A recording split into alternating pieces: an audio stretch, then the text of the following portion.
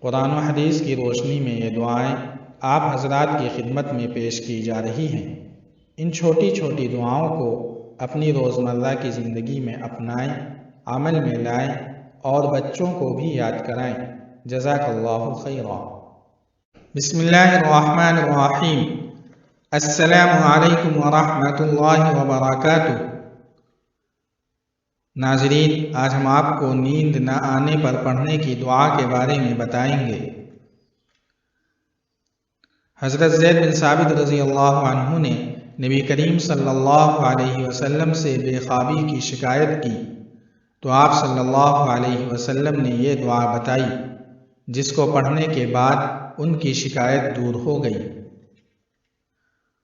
اللہم غارت النجوم وہدات العیون وانت حی قیوم لا تأخذک سنۃ ولا نوم یا حی یا قیوم اہدئ لیلی وانم عینی۔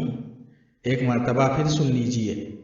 اللہم غارت النجوم وہدات العیون وانت حی قیوم لا تأخذک سنۃ ولا نوم یا حی یا قیوم اہدئ لیلی وانم عینی۔ ترجمہ: اے اللہ، ستارے چھپ گئے اور آنکھیں پرسکون ہو گئیں، آپ زندہ ہیں، ہمیشہ قائم رہنے والے ہیں، آپ کو نہ اونگ آتی ہے اور نہ نیند آتی ہے۔